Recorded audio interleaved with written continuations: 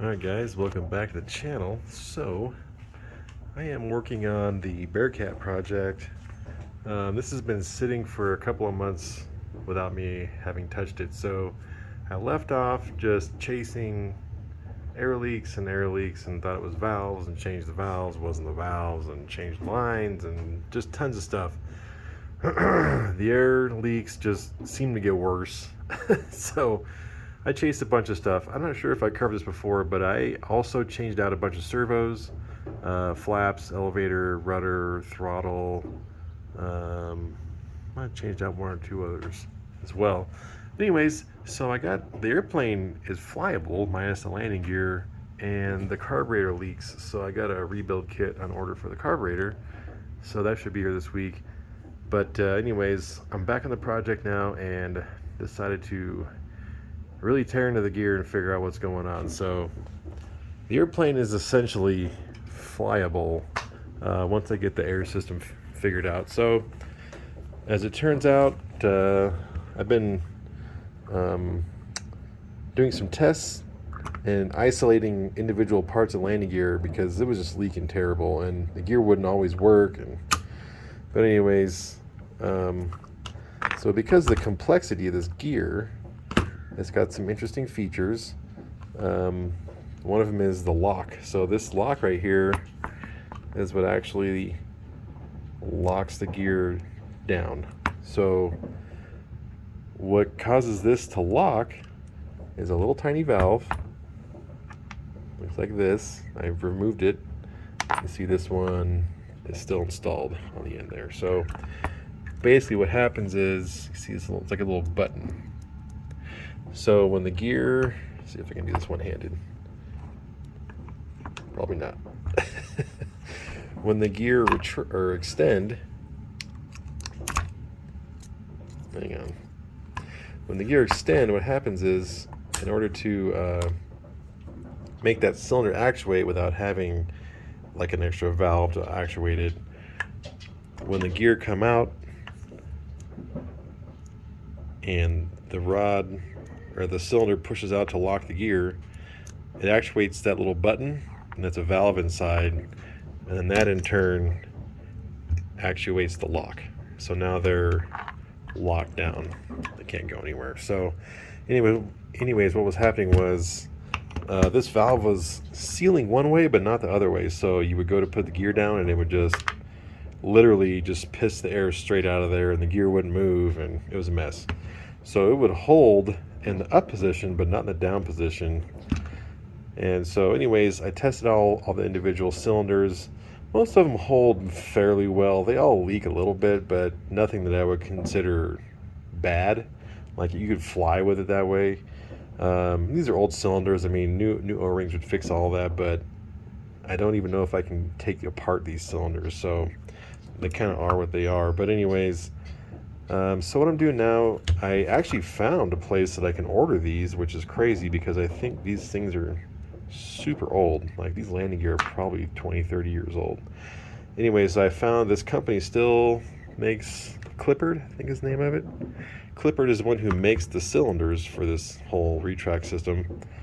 They still make these little valves, I guess. So anyways, 20 bucks a piece, but I'm going to replace both. This one, so one of the gear, actually everything still worked totally fine. It was just one of the valves, just this one that was leaking terribly bad. It was just pretty much like if you were to just have a hose unhooked, that's how much it was leaking. So obviously that's not going to work. So anyways, I've been kind of like going over the whole thing, I was trying to get them to work using some some oil, and I tried grease to see if that would cause it to seal, but it just wouldn't. So I found them online, so I'm just going to put some new ones in it. Not a huge deal. So anyways, I'm just kind of cleaning everything up. These doors were kind of all cracked and just totally beat up, so I've ground off. They were just painted over the top of the balsa wood. So I'm going to put some fiberglass on these, and that should really stiffen these things up. Anyways, they were super flexible. You can see where this one's been cracked before, and they tried to fix it. Anyways, so I've kind of ground out all these really nice. They had a bunch of like built up super glue, like someone tried to glue them back on a bunch of times. Anyways, so I'm going to fix it right. We're going to reinforce these so that we're nice and strong. Then once I get those valves in, hopefully I got some new air lines, so I'm going to replace all the lines, change the valves.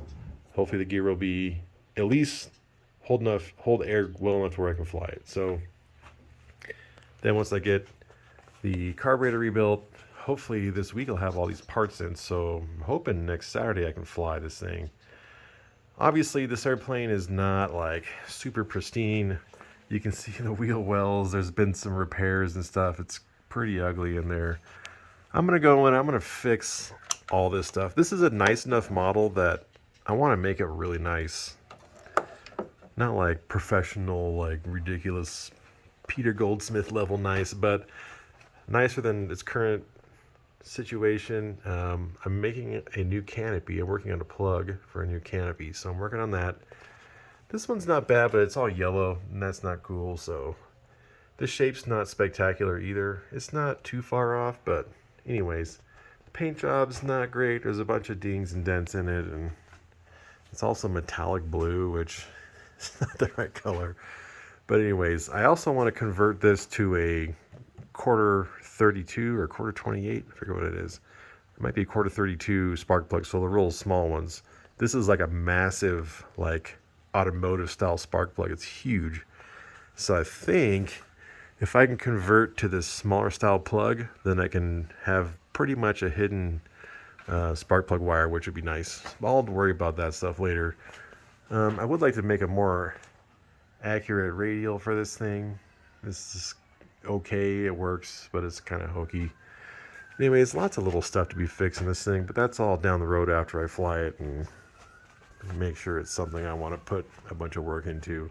It should be. I mean, it's Bearcat. They pretty much all fly good, so I'm not so much worried about that. I think it'll fly pretty sweet, and this should have tons of power, so anyways, I just got to get this landing gear sorted out. And this landing gear is super sweet. I mean, scale wheels and everything. These things are huge. I mean, this is a foot long right here. So that's a foot. Over a foot long.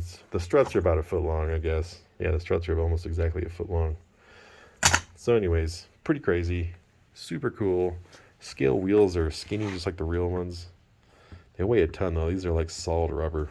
But anyways, that's where I'm at with this thing. I just thought I'd give you guys a little update. Hopefully next weekend I have some progress to show. I'm tempted to get these all body worked on the inside real nice, and then I kind of want to paint everything. So this should have blue struts and blue doors and blue wheels, but it's just what it should have. They do look cool in white, but only the restored ones and only the older restored ones would have been done that way.